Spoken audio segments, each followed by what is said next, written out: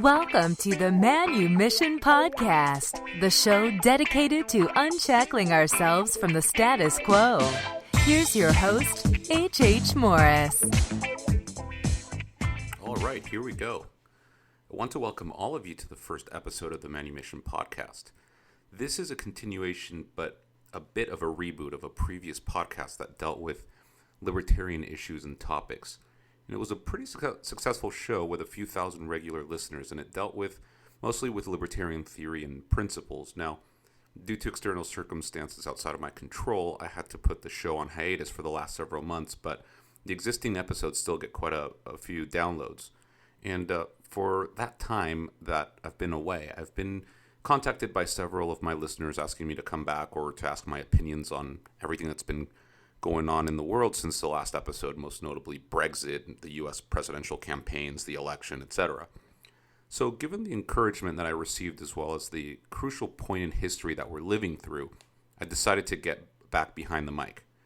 Now, I mentioned that I had to stop the previous show due to external circumstances, and just so you know where I'm coming from, I'm a regular guy just like you. I have a family, a regular 9-to-5 job, and help my wife run a family business. And I work literally 7 days a week, so finding time for the podcast became increasingly difficult. But I'm happy to say that things have stabilized enough, not much, but enough to be able to dedicate some time to creating content. But I decided that I wanted to do it in a slightly different way. And for those of you who have followed me over the previous podcast, you'll still get some of the libertarian theories and principles, which will be covered in the first half of the show. And the second half of the show will be analysis of current events and things happening around the world through a libertarian perspective. But I want this to be clear to everyone. I'm not a professional libertarian. I'm not a celebritarian or an author, nor a historian or economist. So while I have spent roughly the last decade studying a lot of history and economics and libertarian theory, the goal of this podcast is to invite you on my journey of learning how to navigate this topsy-turvy world and trying to achieve greater freedom in my life and for those around me. But I am not a final authority on anything. And all of the opinions that I express on this show, though they're usually formed through my studying and research of facts, are just that, my opinions. So there are plenty of professional libertarians out there who make their entire living, dealing with the topics that we'll discuss here. And most of you know who they are. I mean, from people in academia to published authors and members of prestigious institutions, they're the brains of the movement. What I want in this show, or from this show, is to be a reflection of the other 99% of us who lead normal lives and have to find an hour, maybe less, every day to read a book on history or the blog of a prominent libertarian, or watch a YouTube video of a debate about minarchy versus anarchism or Austrian economics and the such. We are the folks who are liberty-minded, but who can only do so much to stay on top of the most current or the most arcane libertarian theories. So my hope is that this show will help in that regard by providing some pre-digested concepts and explanations in layman's terms, and hopefully in an entertaining fashion. So we'll see how that goes. But, just put on your headphones, listen to at your leisure while you're out there making the world a better place by doing whatever it is that you do for a living. So that's the show that I'm hoping to create. And so I think it'll be a great way to grow the liberty movement by sharing it with the many people who have come to be increasingly disaffected by the status quo, especially with the recent election here in the United States. So if you know of any folks on the left or on the right who are frustrated with the current political system, I implore you to please share this show with them. Okay, so why the manumission? The dictionary describes the word manumission as the act of freeing a slave or slaves. So this is a term used to describe the act of freeing a slave back when chattel slavery still existed in most of the world, including in the West. Now, I don't want to diminish the gravity of the abomination that was institutional slavery by using this term, nor do I want to over-dramatize what I'm trying to do here on this show. I chose this title because, while there's no longer physical slavery, at least in the West, we're still mental slaves in many ways, in my opinion. Our fears, our assumptions, the propaganda that we consume regularly from the government and the mainstream media, those are just some of the obstacles that we need to overcome if we're to see the world, indeed the universe, for what it really is. And if we're going to be able to lead meaningful and prosperous lives based around truth. But what is truth? How can anyone say that anything is true? Well, those are just some of the questions that we'll grapple with on the Manumission podcast. But I also chose that title because the word manumission denotes that this is not something that is passive. Individual freedom requires us to be proactive in order to achieve it in our personal lives as well as to help others attain it. Also, notice the logo that I designed. You'll see that the mission part of Manumission is highlighted. And that's because, to me at least, freeing ourselves from the status quo should be a lifelong struggle that requires cooperation and outreach if we're ever to achieve a meaningful and substantive level of freedom. So I hope you'll join me in that effort. But in order to continue, I think we need to discuss exactly what is libertarianism. There's a lot of misconceptions about what it is and what it isn't. So I think it'll be better to start with what it is not. Most commonly, especially among both conservatives and leftists, is the description of libertarianism as being fiscally conservative and socially liberal. And that's a pet peeve for me because nothing could be further from the truth. And I'll discuss that in a little bit more detail in a little bit here. A lot of people also think that libertarianism is libertinism or hedonism. And while there is some of that in some circles, that is not something that is part and parcel of libertarians. And again, I'll explain that a little bit more as we go on. And again, this is just going to be a kind of 30,000 foot overview of libertarianism. We're going to discuss this in a lot greater length as the show goes on. So I'm just kind of giving you, again, a quick overview of libertarianism. A lot of people also, especially on the left, regard libertarians as, kind of defenders of big business and Wall Street. And again, there's not a lot of truth to that. It's just that we tend to be consistent when we talk about a free market and deregulation and all those type of things. And people interpret that, some people at least interpret that as being, well, you're just, trying to help out, Apple or Exxon or whatever, because they're the ones that are going to benefit the most. But as we'll see in subsequent shows, and I'll describe how it is that this happens, but regulations and those types of things actually end up affecting disproportionately more having a detrimental effect on the poor and on small businesses. So it's actually just the opposite. There's also a view or a misconception that libertarians, because they try to talk about decreasing the power of government, of the state, and doing away with so many institutions that people take for granted, that in some ways libertarianism is utopianism, that they're utopians, and they say, well, if all of these things went away, you think that everything's going to work out just fine. And that's also incorrect, because we're not utopians. Libertarians don't say and don't claim that under a perfect libertarian world, that there wouldn't be bad things happening, that there wouldn't be theft, that there wouldn't be murder, that there wouldn't be fraud, and all those type of things. We are very aware that as long as humans are fallible, that those things are going to occur. The difference is that at the very least, in such a world, we will be free, and we are willing to contend with those challenges as long as we are free. And again, a lot more to come on those types of issues and criticisms. So what is libertarianism? Again, quick overview, not even scratching the surface, but just for most of you who this might be new for, it's important to go through some of these things. And I think it's important that people understand that it's not fiscally conservative and socially liberal, but that it has its own ideology with a rich history and heritage. Okay, it's not just people that tend to agree 50% with Democrats and 50% with Republicans. The reality is it's Democrats that happen to get it right 50% of the time, and Republicans get it right 50% of the time. Okay? Libertarians it's a consistent philosophy that's based on sound reasoning and logic as opposed to fealty to a specific party and its platform. So here it's important to note that the difference between a small L libertarian, as someone like me or most libertarians, we're just libertarians, versus members of the big L, libertarian party. Okay, and again, obviously there's a lot of questions that raises, so we'll be discussing those, especially in the next episode when I try to describe, or at least try to add some color to the current political system and the political spectrum.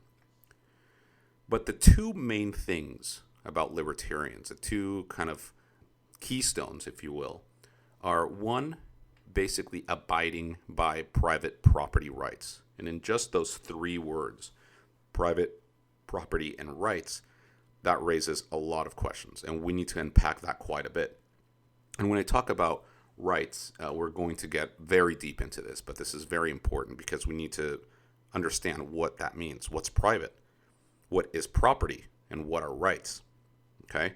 So it would take me probably the rest of this episode and even a few more to unpack that. So we'll leave that for a later date. Just understand that that's one of the keystones of libertarianism, which is recognizing and abiding by private property rights.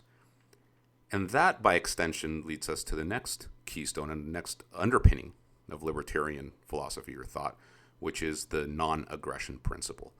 And just like it sounds, it's basically a principle that claims that aggression or the initiation of aggression or force is not legitimate. And that, again, goes right back to private property rights, because if we are talking about private property rights and we acknowledge same, then when someone is initiating force towards someone's property, and again, I'll explain how we can see our own bodies as our own property, then we can see how the non-aggression principle comes into play. So I would say that those are the two biggest underpinnings of libertarian philosophy. Again, I'm raising a lot more questions than I'm answering, but I like it that way. That's precisely what I want, because I want to kind of whet your appetite for the types of stuff that we're going to be discussing on the show, and I think you're going to find them fascinating. So I think the next step is doing some disambiguation. What does that mean? Well, there are several terms that we in libertarian circles that we use and nonchalantly, and we know what they mean, but when we talk to other folks, they are usually either confused, or they're triggered, or they're completely blown away because they don't really know what it is that we mean. And I think it was Confucius that said that the beginning of wisdom is calling things by their proper names. So we're clear, and going forward, I want to cover probably the most misunderstood or the terms that most people usually either think something completely different from what it is that we mean. Because unfortunately, at least when we're talking between libertarians, when we know what it is that we're talking about, this isn't much of a problem. I mean, we disagree with each other enough to have these internecine battles all the time. But then when we talk to non-libertarians, most of these debates end up devolving into semantics, just a battle of semantics, because the other person doesn't understand what it is that we're trying to say when we use certain words. So I'll discuss the few words that I think were at least the usual suspects here. The first one, I think the biggest one, is anarchy. Okay, so most people, and people in regular life, everybody in between the normal political spectrum, between the left and the right, and your typical Republican or Democrat, and just people watching TV, and when they see on television people throwing Molotov cocktails and breaking windows and trying to destroy banks and all these type of things, that is what people think is anarchy. And when we talk about anarchy as libertarians, we're really only talking about a term that describes something, and that the description is of a condition of a stateless society. So a condition of no government. Okay, so it's descriptive word, not a prescriptive word. That means that when we say anarchy, we're not trying to qualify it saying, well, without a state, and therefore people would need to live this way or that way. We're just saying, well, in this condition of a stateless society, well, what do we do then? Well, at that point, we can talk about a million different ways of even if that would be possible, first of all, and two, if that were possible, how would humans organize themselves? All right. So don't get triggered and don't get all crazy when you hear me talking about anarchy, because you think that you were actually talking about the traditional anarchy, which is essentially communists, right? And we call them anarcho-communists because it's a very specific form of anarchy that's not just descriptive. It is prescriptive. Anarcho-communists, they claim that there is no such thing as private property, and they have a very specific way that they think humans should arrange themselves. So that's not the anarchy we're talking about. We're not talking about looting. We're not talking about Molotov cocktails. We're just talking about the condition of no government or no state. Okay? And let's see, what's the next one? All right, well, another one that most people aren't aware of is the term minarchy. Okay, so when we're talking about anarchy and the condition of no government, then one step up, if you will, is when we're talking about, yes, government is a fundamental necessity. It's a given in the realm of human affairs. Well, some people and a lot of libertarians, if not most libertarians, I would say, consider themselves minarchists, which means that there is a minimum, the min in minarchy, a minimal state. And I think the best way to put that is the way that Robert Nozick put it, in that it's the night watchman state. So essentially just, armed forces for national defense, law enforcement for protection, domestically, and the courts to adjudicate, people who have conflicts with each other. All right. So that's minarchy. But everything from minarchy, okay, so the smallest possible government that you can imagine, like Nozick's night watchman state, all the way up to totalitarian state, all of that whole spectrum in which a government or a centralized planning apparatus known as the state, that entire spectrum is what we libertarians call statism. That means anybody who basically presumes the necessity of the state is essentially a statist. And when we talk about statism, we could be talking about anything in there. So it could be left, right, Republican, libertarian, liberal, neoconservative, Labor Party, Social Democrats, Tories, whatever you want to call them. Everything inside of that spectrum continuum is statism. Funnily enough, if you're in front of your computer, anywhere that accepts you to write some text, whether it's in Word or even inside of Facebook or anything like that, just write the word statism, and you'll see something funny. You'll see that little red squiggly line underneath it, because most dictionaries don't even find it, and that's funny. That to me shows that there's a lot of work to be done by libertarians when it's not nowhere near part of pop culture, and it's a very important word. So just be aware that that's what it means when I refer to it. Now, the next one would be liberal. This one is especially for you folks coming from the left. If you're coming to the show or someone has shared the show with you and you're maybe a disaffected liberal or leftist in the United States, this is something that is important for us to understand, because especially in the rest of the world, the term liberal actually is closer to what we mean by libertarian. It's only in the United States where liberal means, a hardcore leftist or a progressive. So I tend to not like to use the term liberal when I refer to leftists.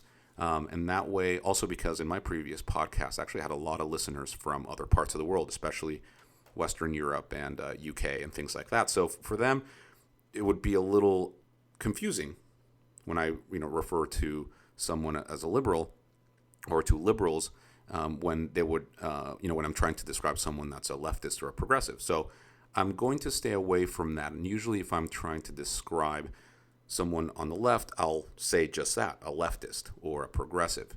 And if I do use the word liberal, that's usually to denote liberalism, or in the classical sense, which is again closer to libertarianism, and especially just the the traditional classical liberals of post-Enlightenment and all that kind of stuff. And we will talk about who some of those people were, and kind of the heritage, the liberal heritage of libertarianism.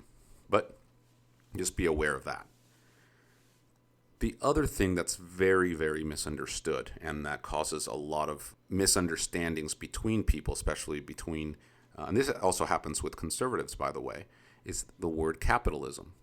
So when we talk about capitalism, we libertarians, and even in many cases conservatives, are referring to a free market or a market economy or laissez-faire or whatever it is that you want to call it. But we're essentially saying a free and open market where the government is not involved. So essentially, it's businesses and consumers that essentially guide everything, right? So the consumers vote with their feet and with their wallets, and that essentially regulates what it is ultimately that businesses do. All right, so that's what we mean, and we tend to be free market folks, the libertarians. But the problem here is that when we say capitalism, or especially when leftists say capitalism, is that what they're really talking about is what we call either crony capitalism or corporatism.